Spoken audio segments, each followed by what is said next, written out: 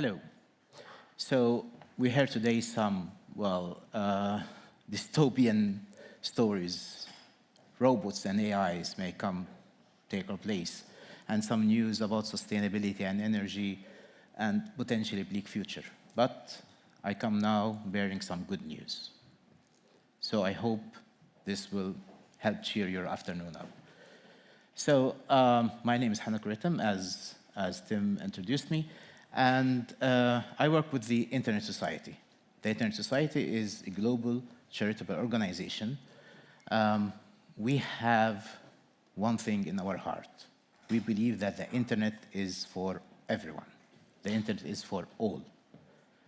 And to do that, we engage in different activities and projects and so on. We believe that the Internet is a force for good, and we want it to be globally connected, open, secure, and trustworthy.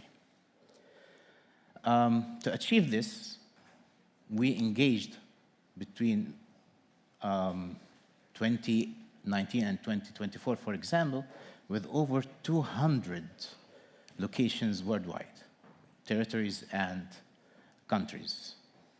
Our engagement ranged from training activities, advocacy.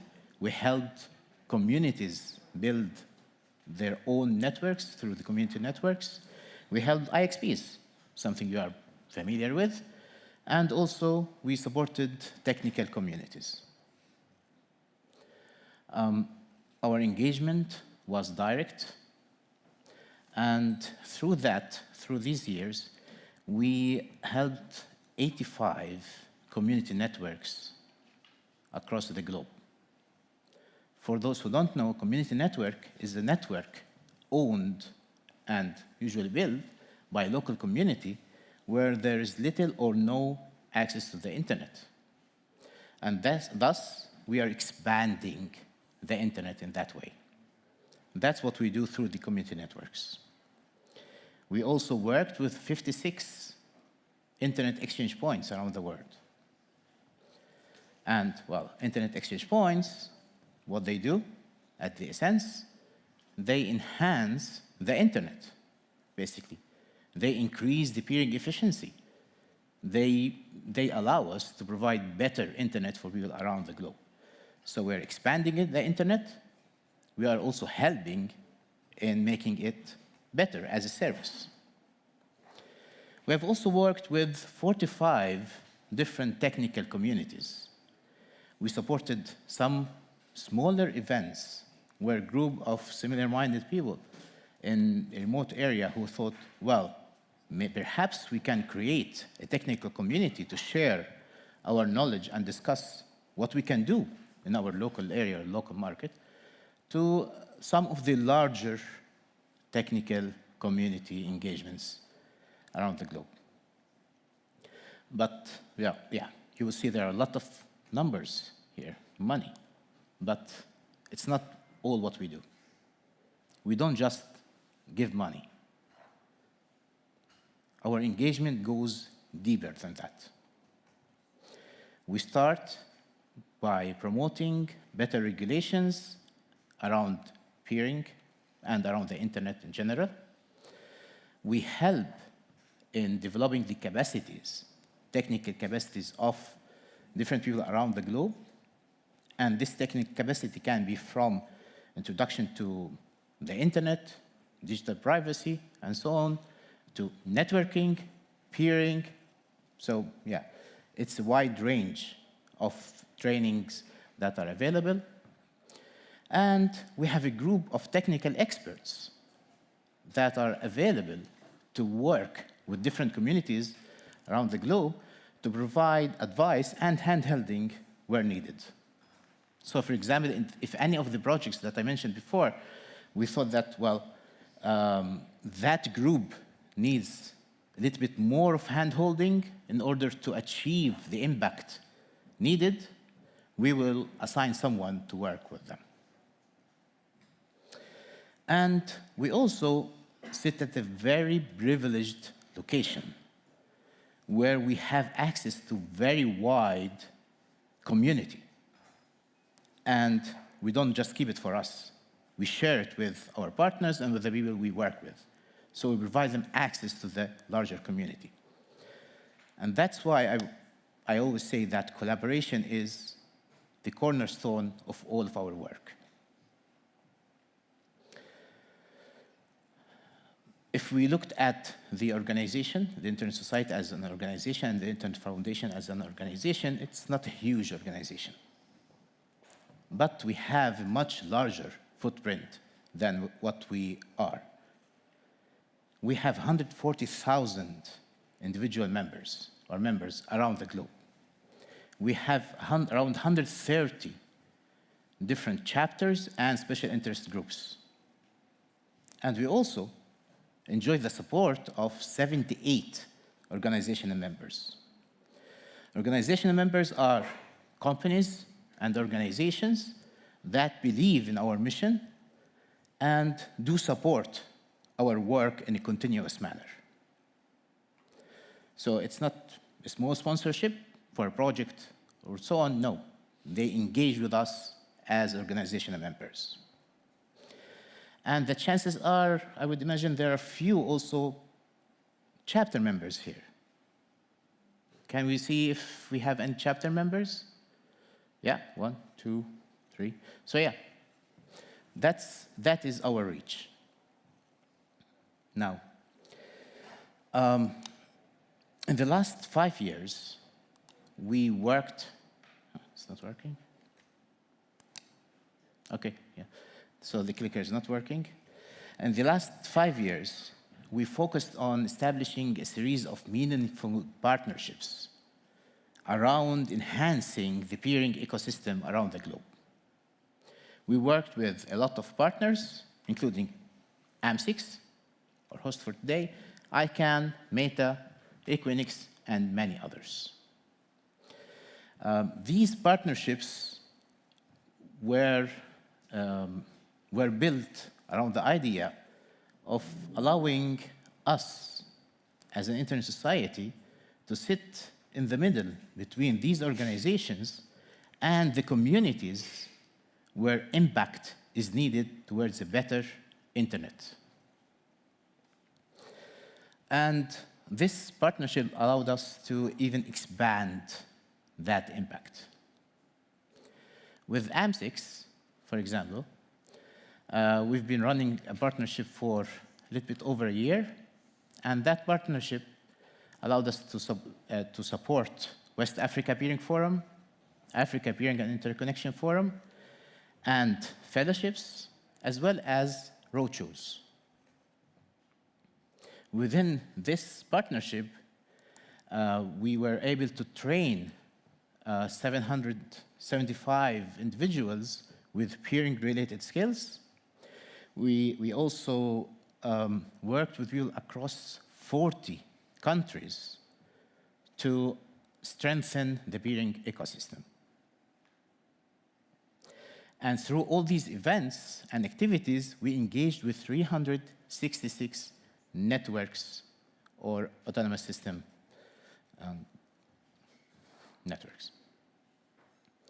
The idea about looking at ASs and networks is that we all know that the internet is, well, a network of these networks, so we want to expand our reach by not just working with different individuals, perhaps 10 from one AS number, but rather with more and more networks that have the possibility to peer with others. The results were phenomenal. And here I would like to share a few stories. So, for example, we held a roadshow in the Niger. And, well, it was planned as a 2-day roadshow event where we would go, meet with the community, do some trainings, and so on. But then we saw that there is an appetite for even more. What we did, we expanded that. We organized another event into a 5-day technical workshop. we saw that there are some people that are very interested in working with us, especially on the IXP part. But, well, there's a need for more technical help. So instead of, well, hiring a consultant to work with them, we said, no, we will train some of the community champions there to, well, establish something, to own that knowledge, and then to own that infrastructure. As a result of that 5-day workshop, plus other talks with different stakeholders there, decision makers, and so on, we are now seeing a birth of a new IXP there. The equipments, even they ordered the equipment, and we are expecting something to come up, well, not very soon, but something will come up there. A second story, we had a small event in Burkina Faso that was Café Thématique, or Thematic Café, and it focused on peering. We got different people from different networks sitting together, discussing and talking, and seeing the benefits that they may reap from that activity, from peering with others. And as a result, we had a commitment from that community that similar sessions will occur annually in the format of a peering day. The third story that I want to touch upon today is another roadshow in Benin. So in Benin, there was also another appetite, another strong appetite for internet exchange points and peering. Plus, there was also a need for the network itself. If you looked at the numbers of the number of networks that are working there in Benin, you will see that, well, an IXP will definitely have a positive impact on the ecosystem there. As a result, there's a group now that is establishing an IXP in the city of Cotonou. And this also brings us to the collaboration that I mentioned earlier, that this activity is happening in collaboration between local technical community and the Internet Society Benin chapter. So the chapters are again at the forefront of our work. The fourth story that was also connected to the collaboration with AMS-IX was from Togo. We had some trainings done in Togo, and some people stood up as stars within these trainings. And now, these people are helping us training other people within the region. So we are not just getting, sending in advice and technical support. We are building it, and we are allowing it to foster and grow to the neighboring countries. How do we make the decisions on where to work? Well, because we do have a vast network of engagements from the members, chapters, as well as staff. We have staff over 30 in over 30 countries. And because we have the constant engagement with the communities, like what we do here, you see us in different events and forums and so on, we have an understanding and a comprehensive overview, if I dare say, of what are the needs and what are the opportunities for our engagement can be. But also, we like looking at numbers. Numbers always, well, provide us with a better way to decide where to go. If you recall earlier, I mentioned the Niger example. Well, before going into Niger for our activities and training, and before even deciding going there, we looked at the numbers and we saw that, well, there's a problem here. Merely 1% of the top 1,000 websites accessed in Niger is cached locally. So yeah, well, this definitely can improve. There are no internet exchange points, and yeah, internet penetration is not the best. So these numbers come from the Internet Society Pulse, which is our platform for measurements. And you can see an IXP tracker there. You can see country reports. These numbers are from the country reports. And, well, we did not just monopolize these tools. So these tools were built to help us in understanding where we can go, where we need to work, but we made them available for all. They are available for everyone who needs them to convince a decision maker somewhere that, well, something is needed.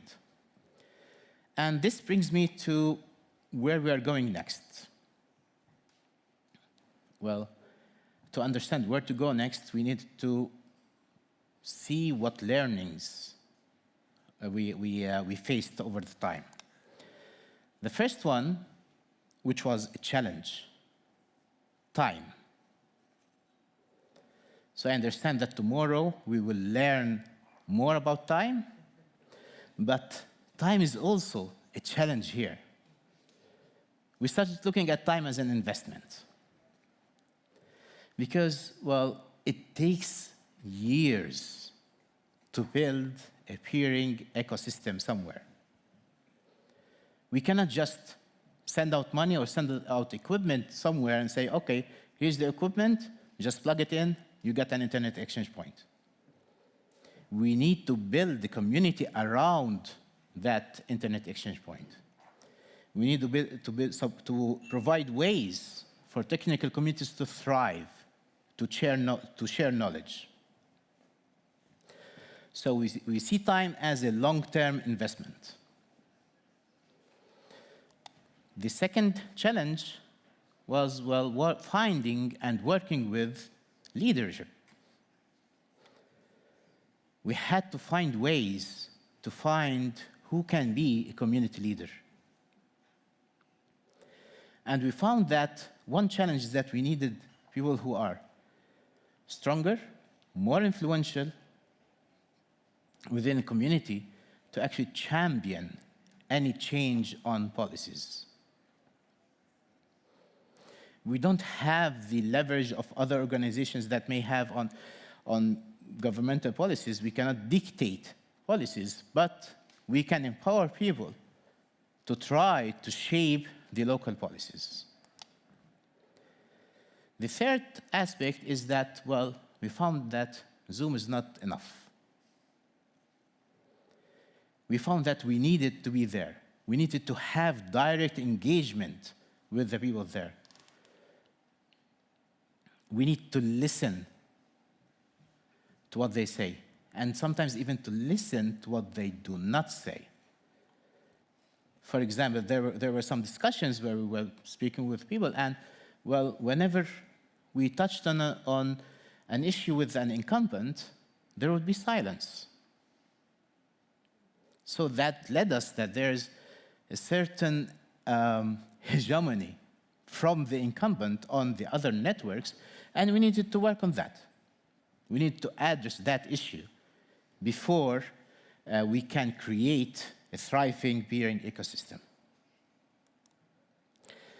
The fourth challenge, or actually an opportunity here, we found out that, well, it's easier to learn from your neighbor than learn from someone who flew in over 10 hours flight. You would receive the advice given from your neighbor better than just someone who came here and stayed at a five-star hotel and just came, said, hello, you need to do this, this, and that's it. So we saw that this is an opportunity. We can start with hubs that influence regionally. We have seen that in the Togo example before. Now, based on these, we worked with many of our partners to find ways where we can continue these partnerships, where we can continue that work. And here, we introduced the Partnering for Impact. Partnering for Impact is an invitation to anyone, any organization, any company, any technical person even, to work with us on providing peering mentorship and fellowships. And here, I don't mean by fellowships, just buying plane tickets for people to go to attend an event somewhere. No. We have a whole training program that may end with people attending larger events, but they need to go through training before. We also need to do more community engagement, identify more champions, more potential leaderships to work with for a better internet and the future. We also need to find ways to collaborate and partner towards more and more capacity development. And, well, it's good to be in one room with other peers. That's why we want also to empower more peering forums. So this is what we want right now. If anyone is interested and want to be part of that initiative, it's not that hard. Just look at the person with the most colorful blouse here in the room, Sally Harvey, or you can contact her at this email. She is our Senior Director for Corporate Partnerships, and, well, we can start the discussion there on how to partner for impact. So, yeah. Thank you, and happy to take any questions.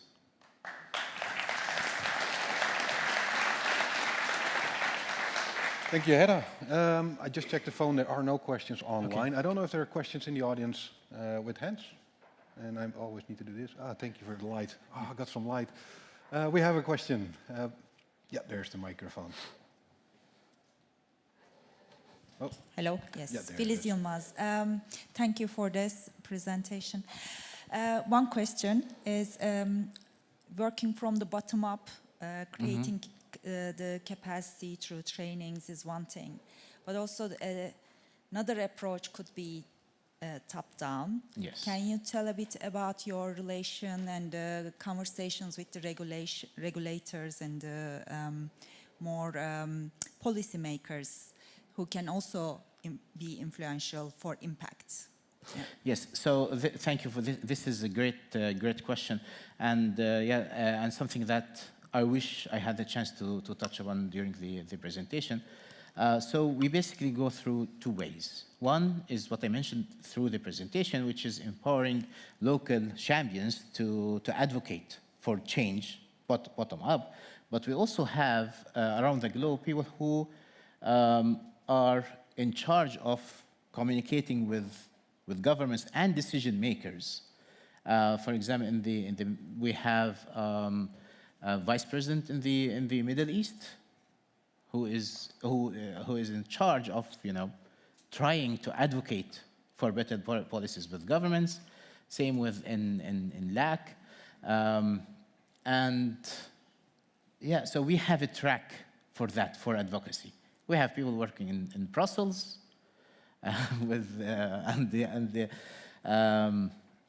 trying to influence change.